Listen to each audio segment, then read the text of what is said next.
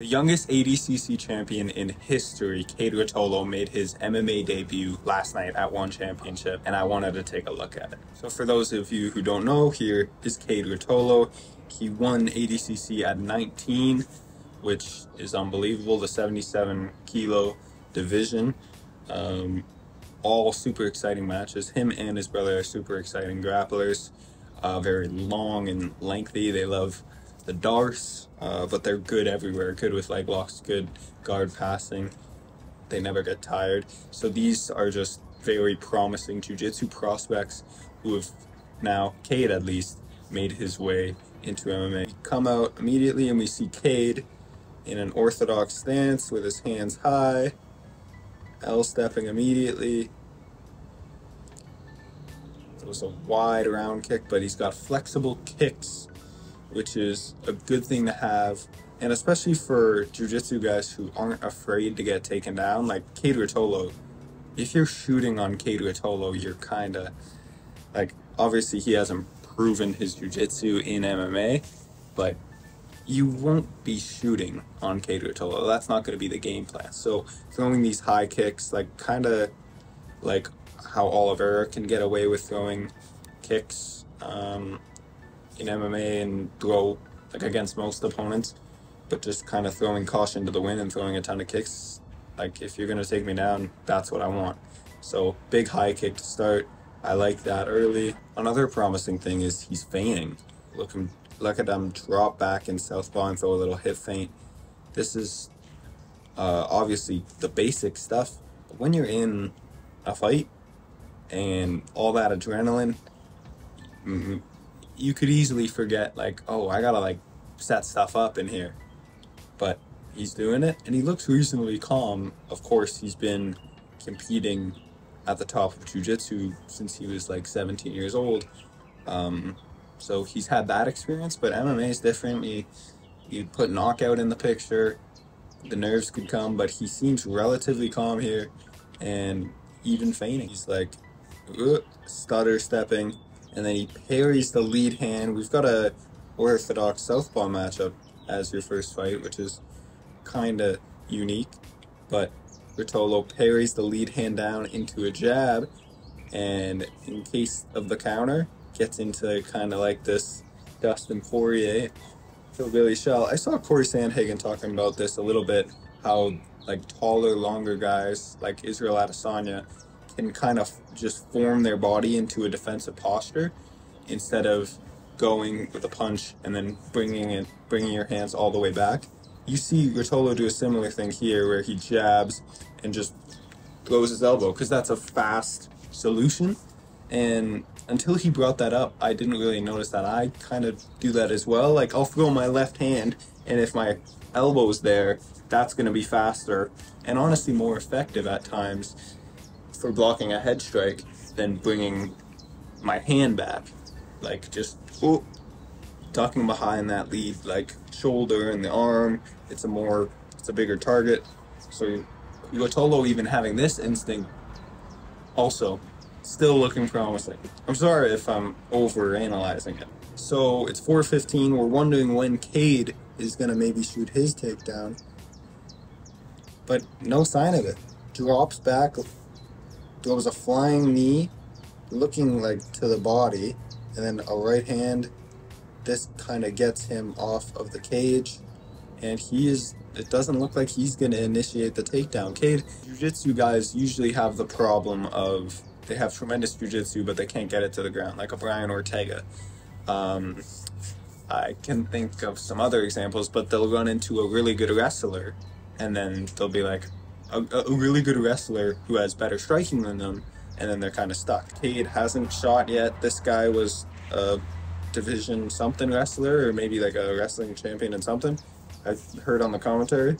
So maybe Ruotolo's just not going to shoot. We'll see how that turns out for him. Here you see Cooper go the left teep, and Ruotolo gets in a good defensive stance, parrying it across the body, catches like on the knee pretty much for a second. That delays Cooper's retraction a little bit, and Cooper lands in a bad stance, orthodox, which is a stance that he hasn't shown at all. He's been purely southpaw, Ruotolo has a great angle here to batter the leg, and I think he lands with the foot a little bit, but Cooper gets out of the way largely. But this is a good look to parry the kick across your body and then to throw your own counter low kick. That's a solid striking read there by Ruotolo.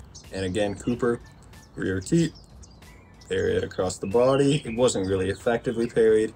And this is kind of Cooper just landing in a bad stance and not retracting well. But Ruotolo sees it and blasts the outside low kick. Perfect placement too, right on that spot, like to the left of the knee. Like you could go lower or you could go higher for the calf or the thigh, but that's a good spot to land right there. Boom, that lands clean. They spend a little bit more time on the feet. 2 minutes 40 left in this first round. And you see Ruotolo again parry at that lead hand into the jab. He ducks under and narrowly too, like not a huge over-exaggerated duck under. He ducks narrowly under the Cooper return right hook and throws a right hand of his own, which lands clean. Look at this. Boom. That like shifts his face a little bit. Boom. That landed very nice. And he looked to like enter into like the clinch or something, but Cooper does a good job of turning and facing. Ruotolo turns it into a double collar tie, knee to the body, punch, right hand, lands. Again, a bad angle. This is a great sequence though from Ruotolo, and Cooper's forced to back up. And again, pulling down the lead hand, throwing the right straight, and then followed with a left straight. Cooper looks for that counter right hook again, but Ruotolo's crowding the space, and he's coming in to lock his hands around the body. And this is where Ruotolo can get really, really good at taking the fight to the ground. Instead of shooting like doubles and singles, getting to his body lock and trips from there, that will be where Ruotolo can effectively get the fight to the ground against these wrestlers, because he has such long arms, and when he locks, he can lock his hands around you from a far distance, and once he gets those hands locked, he can shorten the grip from like just a gable grip to like this kind of wrist to wrist grip. And once you're this tight, he's got a lot of control over you, and you'll see here how he finishes. He pushes him against the fence, good head position, the hands are locked, he steps up close in between the legs, and he's going to do the classic like in between the legs step and just throw you over the hip, stepping. Cooper does a decent job of turning the face, but he's really tight now. Their hips are really close, and you'll see Ruotolo reach deep behind, and I think he has that wrist grip. It's hard to see, but he's got a deep body lock high as well, and he's gonna just go right back to putting lots of pressure on the underhook. The double unders are high and uncomfortable for Cooper, and he makes a big mistake here by trying to get his arm over and just willingly give up his back. It's not great, but when in the situation, you just do it, and then you're like, damn, shouldn't have done that. And he'll definitely look back and say that about that move. He's trying to peel the hands. I mean, maybe that was what he was going for. He's just trying to peel the hands. But Ruotolo sits back. Her beam's in the way. You can't really exactly see. But now we're on the ground, and Kade Ruotolo is near your back. And that's a horrible thing. Like I said, youngest ever ADCC champion. He's phenomenal everywhere on the ground. He has the back. You see him using these two kind of like hooks to keep the legs of Cooper spread apart. Cooper's trying to peel at the hands. Ruotolo's just going to slowly start to climb up. He's got a deep hook here, and this leg is still interlocking like so. I don't know exactly what that's called, but you'll see Ruotolo, he has two underhooks here, but now he's going to switch his left arm to the choking arm. Why he chooses his left arm is partially because his right arm is on the bottom. Well, his right arm is on the bottom and it's being controlled. Usually you want your choking arm to be on the bottom, but Ruotolo has to opt for the left arm to be the choking arm. So he goes, he has 2 underhooks, and he lifts it over and starts looking for the choke. And also, he has, why this works is he has a hook here, and Cooper can't turn away from the choke. The only way he can turn is into the choke, and he wouldn't do that because that wouldn't be smart, right? He turns into the choke and gives the angle perfectly for Kade Ruotolo. And this is just like a little thing. I don't know if he's actively thinking about, okay, I have the hook on the same side as my choking arm. He can't turn away from my hook. The only way he can turn is this way. I won't get that right hook for the opportunity that he might be like, oh, I can turn and escape, but turn right into the choking arm. I don't know if he's thinking that far ahead, but this is high level jiu-jitsu either way, if he's thinking about it or not. Cooper turns directly into the rear naked choke, and as he's turning, this leg, I know it's hard to see kinda, this leg comes over, he establishes his second hook.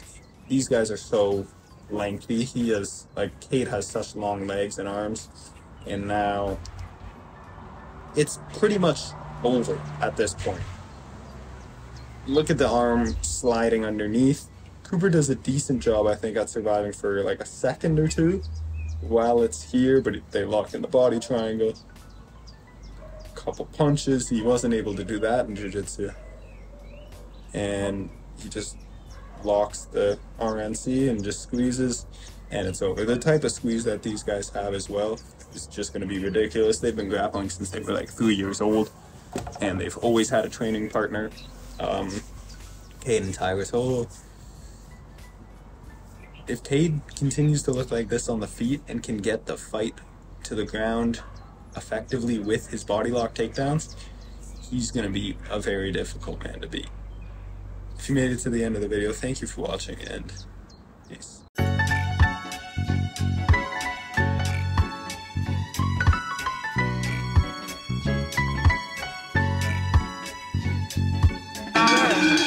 Up close. I want to go ringside. Oh, little snap down.